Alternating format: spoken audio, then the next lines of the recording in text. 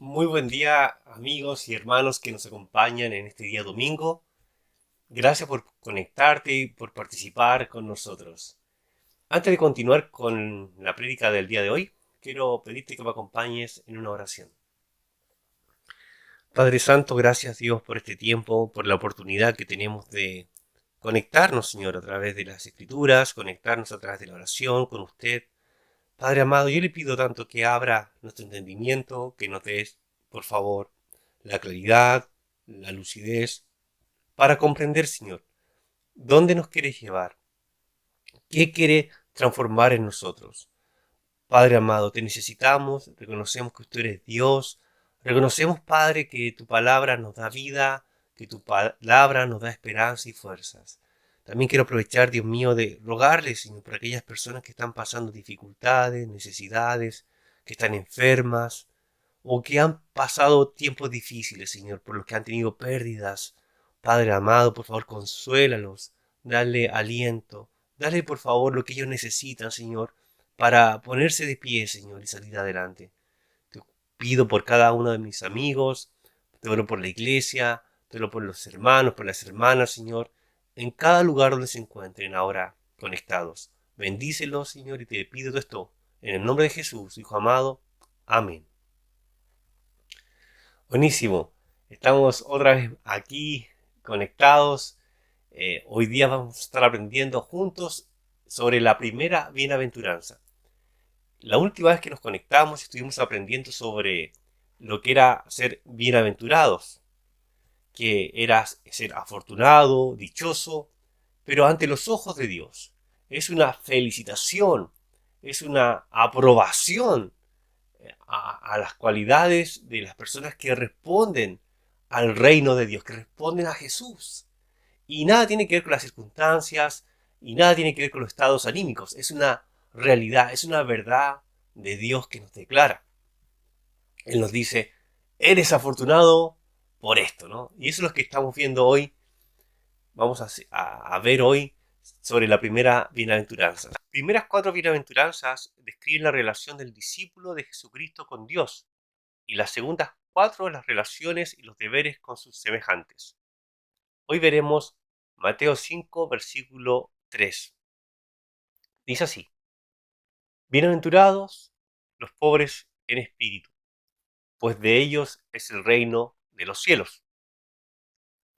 En Lucas hay una escritura paralela que tiene relación a lo que acabamos de leer. Dice así, en Lucas capítulo 6, versículo 20, dice, volviendo su vista hacia sus discípulos, decía, bienaventurados ustedes los pobres, porque de ustedes es el reino de Dios. ¿Qué diferencia hay en estas dos versiones? Una, Mateo dice pobres en espíritu. Lucas dice solamente pobres. Entonces, ¿a qué se refiere? ¿A pobres espiritualmente? ¿A pobres materialmente? Bueno, en realidad se refiere a los dos términos de pobreza.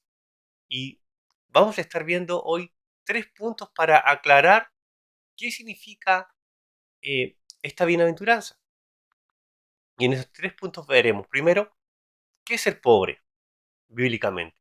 Segundo, qué nos dice el Antiguo Testamento sobre ser pobre. Y tercero, qué nos dice el Nuevo Testamento. Vamos a comenzar con el primer punto. ¿Qué significa ser pobre bíblicamente? Vamos a ir a la palabra en griego que abres ahí, ahora en pantalla, que se pronuncia tojos. ¿Qué significa? Pobre, mendigo, pordiosero. Y se relaciona con una persona pobre, sin defensa, vulnerable, una persona que está privada de lo esencial para la vida y que subsiste solamente por las limosnas de otros. Es alguien de clase baja, incluye la idea de estar afligido y angustiado. Es tan potente la imagen que nos estaba diciendo aquí Mateo y Lucas sobre alguien que es pobre. La palabra que se usa es alguien, un mendigo, alguien que no es autovalente, alguien que necesita de la misericordia de otro, que no se puede autosostener. Hemos visto personas mendigando, gente mayor, niños, jóvenes. En algún momento te has encontrado con alguien que te pide, que está necesitando. A eso se refiere esta bienaventuranza. Alguien que está en una posición de un mendigo, de un pobre. Vamos a ver un poquito más a qué se refiere esto. Y para eso vamos a ir al segundo punto. ¿Qué nos dice el Antiguo Testamento de ser pobre? Vamos a ver el primer punto respecto a esta escritura, que es Zacarías capítulo 7, versículo 10. Dice así: no opriman a la viuda, al huérfano, al extranjero, ni al pobre, ni tramen el mal en sus corazones unos contra otros. Aquí está, en esta escritura vemos cómo Dios se preocupa por los más necesitados, por los más vulnerables. Cuando Mateo y Lucas se refieren a pobres, podemos ver el corazón de Dios. Dios sí se preocupa por los pobres, materialmente, por aquellos que están vulnerables, que no pueden suplir sus necesidades, que están expuestos al abuso, a la opresión de los poderosos. Dios en diferentes ocasiones protege al débil. Lo podemos ver a través de las leyes que Dios le entrega a Moisés. Lo podemos ver a través de las reprensiones que le dan los profetas a los poderosos y a los gobernantes de Israel por descuidar a los pobres, por descuidar a las viudas y a los huérfanos. Dios da advertencias. Dios ama a la persona que está pasando necesidad. Dios se preocupa por el débil. Y eso es algo que nos recuerdan Mateo y Lucas. Dios se preocupa por las personas que pasan necesidad. ¿Y qué tipo de necesidad pasaban ya en Israel? Había gente que quedaba pobre producto de desastres naturales, que arruinaban las cosechas, por sequías, plagas, también por invasiones enemigas, por la opresión de los vecinos poderosos o por la usura extorsionadora de los poderosos, o por la pérdida de salud, o, o porque el que proveía al hogar se enfermaba o se accidentaba. Había muchas razones para caer en un estado de pobreza, bueno, como existe el día de hoy. En el gobierno ejercido por Dios sobre el pueblo de Israel, la pobreza era producto de alguna desventura o prueba, pero no era considerada por una negligencia o pereza, al menos teóricamente. Siempre estaba relacionada la pobreza con alguna prueba o alguna crisis. Mira también otra escritura que nos habla ahora de la pobreza, pero espiritualmente. Vamos a Isaías 66, versículo 1 y 2. Dice así: así dice el Señor, el cielo es mi trono y la tierra el estrado de mis pies. ¿Dónde pues está la casa que podrían edificarme? ¿Dónde está el lugar de mi reposo? Todo esto lo hizo mi mano, y así todas estas cosas llegaron a ser, declara el Señor. Pero a este miraré, al que es humilde y contrito de espíritu, y que tiembla ante mi palabra. Dios habla por medio de Isaías. Dios habla por medio del profeta. ¿Y qué dice? Dice que Él es el soberano, es el Dios sublime, el creador de todo. Es el que está sentado en el trono. Él tiene toda la autoridad. Él es el que creó todo lo que existe. Y dice algo que aparece también en Hechos 17. ¿Recuerdan cuando Pablo predica en Atenas? Y es que Dios no necesita de nadie. Dios es más grande que todo.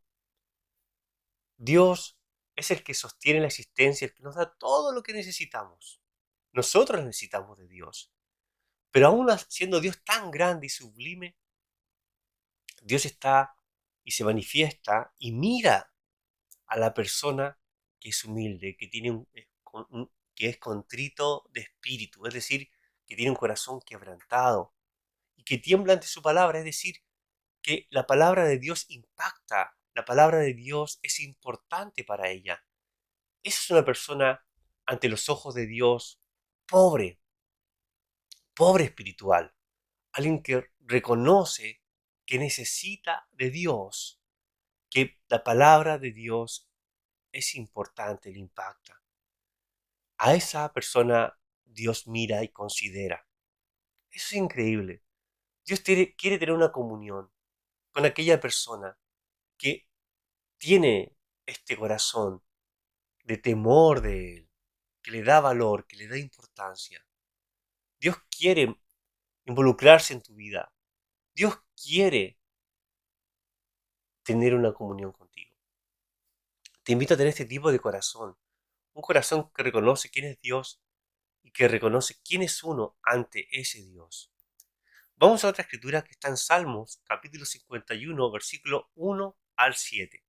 Mira lo que dice acá también sobre alguien que tiene un corazón pobre en espíritu. Dice así, Salmos 51, el 1 al 7. Ten piedad de mí, oh Dios, conforme a tu misericordia, conforme a lo inmenso de tu compasión. Borra mis transgresiones, lávame por completo de mi maldad y límpiame de mi pecado, porque yo reconozco mis transgresiones y mi pecado está siempre delante de mí. Contra ti solo he pecado y he hecho lo malo delante de tus ojos, de manera que eres justo cuando hablas y sin reproche cuando juzgas. Yo nací en iniquidad y en pecado me concibió mi madre. Tú deseas la verdad en lo más íntimo y en lo secreto me harás conocer sabiduría. Purifícame con hisopo y seré limpio. Lávame y seré más blanco que la nieve. ¿Quién está hablando aquí? Es el rey David. Y está hablando luego de haber reconocido su pecado ante Dios. Recuerda la historia cuando él le quita a la mujer a Urías, comete adulterio, luego planifica el asesinato de Urías, que era un hombre de su ejército, y luego lo intenta ocultar. Y luego se ve confrontado por el profeta Natán. Y recuerdan todo eso, ¿cierto? Luego, ¿qué sucede? Que David reacciona de una manera conmovedora. Él suplica misericordia, él pide piedad, él pide que Dios lo purifique, que Dios lo limpie. Y eso es lo que acabamos de leer. Es un corazón quebrantado, un corazón contrito. David siendo rey, David siendo poderoso, él es un hombre pobre en espíritu. No importaba cuánta riqueza tuviera, no importaba cuántos soldados tenía, o cuánta tierra él gobernaba, o cuántas personas estaban bajo su control. Era un hombre que reconocía la grandeza de Dios y reconocía que necesitaba tener una comunión con Él. Él es un hombre pobre en espíritu, porque se quebranta ante Dios, reconoce su pecado y pide perdón, pide misericordia. Él es un hombre pobre en espíritu. ¿Sabes qué? Algo crucial para poder ser sano del pecado, aún para ser libre de las adicciones, es tan importante este paso. Reconocer mi pecado, reconocer mis miserias, reconocer que necesito limpieza, necesito transformación. Dios está atento al corazón que reconoce su estado espiritual. Personalmente, cuando me hice cristiano, fui descubriendo, cuando estudiaron la Biblia conmigo, que yo tenía varios problemas, que tenía pecados muy arraigados. Entre eso tenía adicciones al cigarro, tenía adicciones al alcohol, tenía adicción a la pornografía, a la lujuria. Y era algo fuerte en mí, pero no era capaz de reconocerlo, no era capaz de aceptarlo. ¿Por qué? Porque en mí había orgullo, había miedo. Prefería ocultar, ¿no? Mostrar una imagen. Pero Dios a través de su palabra me llevó a tener un corazón contrito, un corazón quebrantado. Dios me llevó a un punto de aceptar que necesitaba ayuda, que era un pobre, que era un miserable. Dios mostró mi realidad. Y es ahí cuando Dios fue transformando mi vida y me fue limpiando y santificando a través de su poder, a través de su verdad. Pero es tan importante llegar a un punto de aceptar cuál es tu debilidad, que eres incapaz, que no puedes solo. Eso es alguien pobre en espíritu, alguien que reconoce que no puede. Muchos de entre nosotros llegamos a ese punto de ser pobres espiritualmente. Por eso acudimos al Salvador, por eso acudimos a Jesús, por eso suplicamos por su perdón, por eso nos bautizamos, por eso abandonamos una vida de pecado, una vida egoísta, una vida de tan solo pensar en nosotros. Fue a causa de Jesús. Y eso es ser pobre en espíritu. Pero es importante mantener también ese tipo de corazón, no perderlo. Necesitamos vivir en ese estado, mantener ese corazón.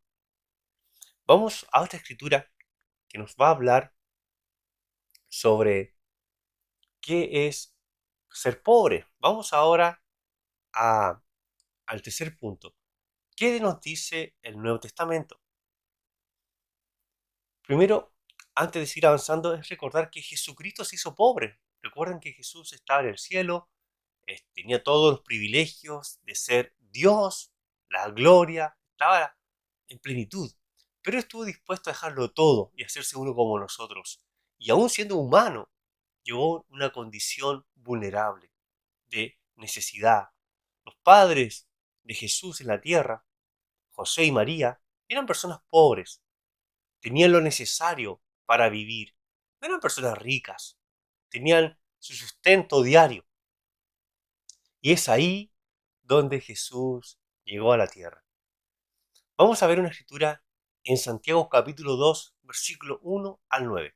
No tengan su fe en nuestro glorioso Señor Jesucristo en una actitud de favoritismo, porque si en su congregación entra un hombre con anillo de oro y vestido de ropa lujosa, y también entra un pobre con ropa sucia, y dan atención especial al que lleva la ropa lujosa y dicen, siéntese aquí, en un buen lugar, y el pobre dice, tú, estate allí de pie, o siéntate junto a mi estrado.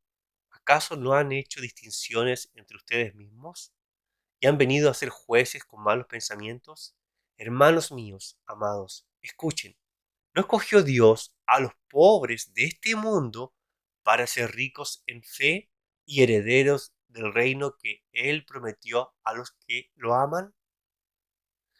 Pero ustedes han despreciado al pobre. ¿No son los ricos los que los oprimen y personalmente los arrastran a los tribunales?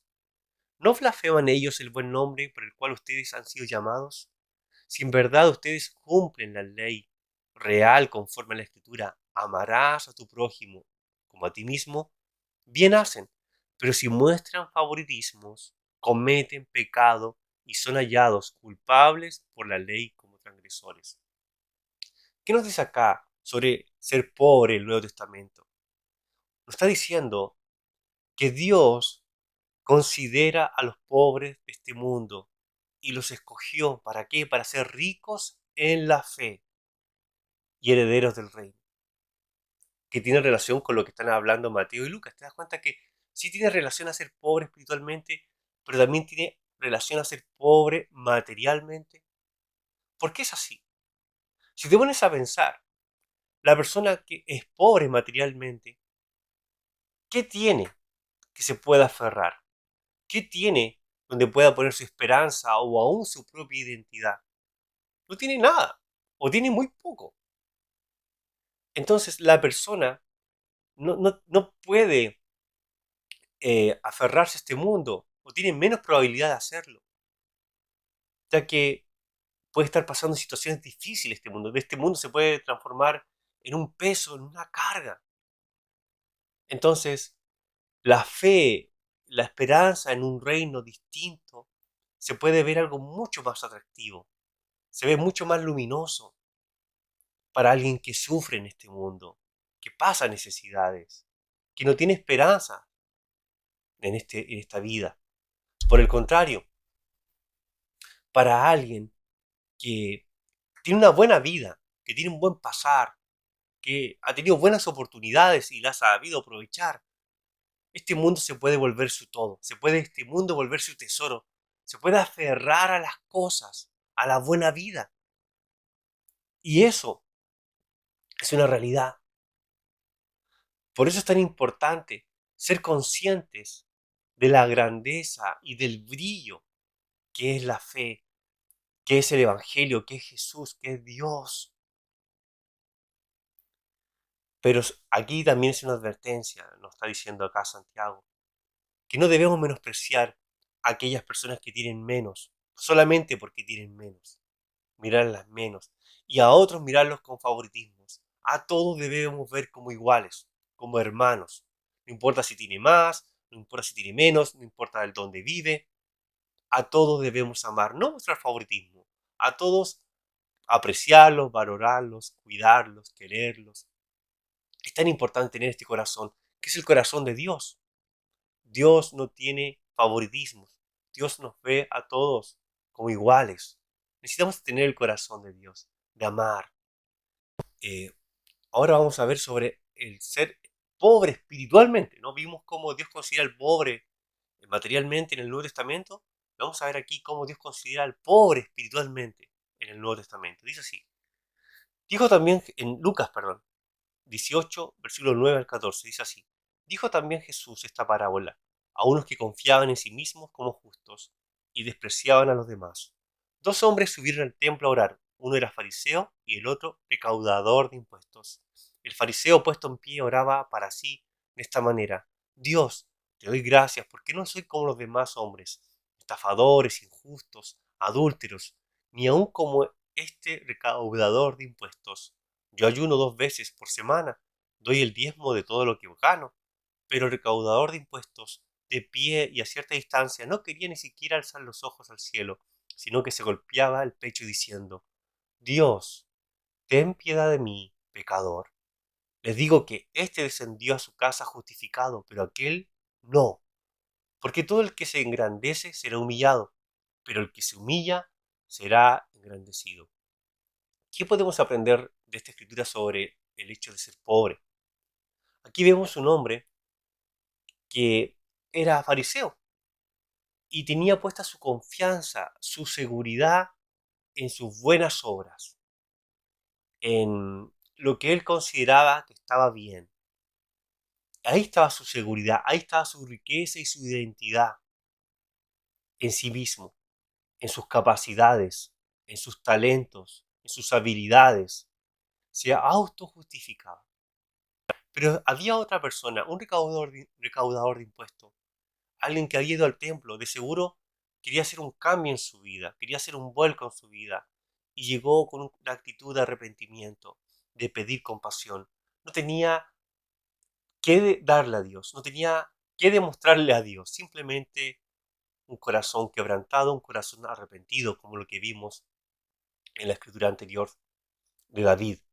Era un corazón que solamente mendigaba, suplicaba gracia, misericordia. Y dice ahí Jesús al final que fue el recaudador de impuestos el que salió perdonado, no el fariseo. Y eso es una persona pobre en espíritu, una persona que reconoce su necesidad de Dios, que reconoce su miseria, que reconoce que no cumple el estándar y que está necesitado de la gracia de Dios, necesita perdón. Amén. Esa es la actitud que necesitamos tener cuando nos acercamos a Dios. Una actitud vulnerable, sincera, abierta. Y ciertamente todos hemos caído en este corazón del fariseo, de compararnos y creernos mejor que otro. Todos en algún momento no hemos sentido que tenemos la seguridad en nosotros mismos. Si te pones a pensar, ¿quién tenía una autoestima sana, podríamos decir?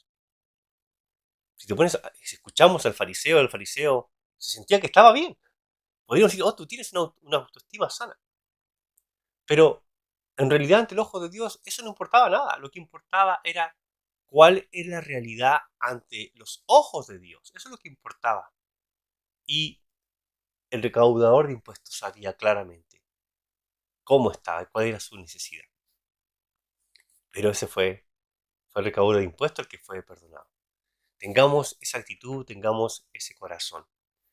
Veamos otra escritura que nos habla sobre lo que es ser pobre en espíritu en relación a aquellas personas que se pueden creer ricas bajo su propia perspectiva o buscan la seguridad o su dependencia no en Dios. Vamos a Apocalipsis capítulo 3 versículos 14 al 21. Dice así: Escribe al ángel de la iglesia en la Odisea, el amén, el testigo fiel y verdadero, el principio de la creación de Dios, dice esto: Yo conozco tus obras, que ni eres frío ni caliente. Ojalá fueras frío o caliente. Así pues, que eres tibio y no frío ni caliente, te vomitaré de mi boca. Porque dices, soy rico, me he enriquecido y de nada tengo necesidad. ¿No sabes que eres un miserable y digno de lástima y pobre, ciego y desnudo? Te aconsejo que de mí compres oro refinado por fuego para que te hagas rico y vestiduras blancas para que te vistas y no se manifieste la vergüenza de tu desnudez, y colirio para ungir tus ojos y puedas ver. Yo reprendo y disciplino a todos los que amo. Sé pues celoso y arrepiéntete. Yo estoy a la puerta y llamo. Si alguien oye mi voz y abre la puerta, entraré a él y cenaré con él y él conmigo. Al vencedor le concederé sentarse conmigo en mi trono, como yo también vencí y me senté con mi Padre en su trono. ¡Wow! ¡Qué poderosa escritura de Apocalipsis! Es increíble cómo la iglesia, una iglesia de Cristo, este mensaje es para una iglesia de Cristo, para una iglesia de discípulos. Pero ¿qué estaba pasando en esta iglesia? Como leímos recién, una iglesia que había tenido tenía obras, pero estas obras o este corazón con que hacían las cosas no era un corazón apasionado ni fervoroso por Dios, era un corazón tibio. Eso quiere decir que por un lado estaban en el mundo y por otro lado estaban sirviendo a Dios. No tenían un corazón comprometido. Pero ¿qué les dice el Señor? Que necesitaban ver su realidad, necesitaban ver que eran miserables, que donde ellos estaban poniendo su confianza no era algo seguro. Quizá ellos ponían su confianza en su estabilidad económica, en su prosperidad, en sus negocios, en que la vida estaba yendo bien. En eso podían poner su seguridad, en lo que veían, en lo que palpaban, en cómo se sentían. Bien, pero ¿sabes qué? Ante los ojos de Dios no estaban bien. Eran miserables, eran pobres, pero no lo veían. Espiritualmente estaban en bancarrota. Y el Señor los llama a que puedan lavar sus ojos y puedan ver, que puedan comprar, pero aquellas cosas que valen la pena, vestiduras blancas, que puedan tener, eh, hacerse ricos en la voluntad de Dios, que puedan cubrir su vergüenza. Está llamando a invertir en las cosas que realmente importan, en buscar a Dios, en buscar su voluntad. Finalmente los llama a arrepentirse. Y interesante la escritura que usa acá, donde habla, dice que golpea la puerta, ¿no? Y aquel que le abre, él va a cenar con él. Y esta escritura la usa a una iglesia, con una iglesia. No le está hablando a personas que no conocen el mensaje. No es una escritura para convertir a las personas. Es una escritura para que los cristianos se arrepientan, para que los cristianos se vuelvan a Dios. Es una escritura y es un mensaje para cada uno de nosotros, un llamado al arrepentimiento. Y hay una promesa, ¿no?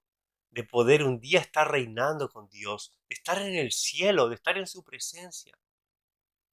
Y tiene relación con la promesa de Mateo, donde en Mateo 5:3, ¿no? Donde dice que el reino de los cielos les pertenece. Este cielo que Dios nos promete, este reino de los cielos que Dios nos promete, comienza cuando nos volvemos a Dios, nos volvemos a Jesucristo, cuando reconocemos que somos pobres, que somos miserables, cuando reconocemos nuestro estado espiritual sin miedo, sin vergüenza, cuando somos abiertos. Yo te invito, si estás estudiando la Biblia, a ser profundo con tu corazón, a hablar de aquellas cosas que necesitas arrepentirte, pide consejo, busca ayuda, toma decisiones.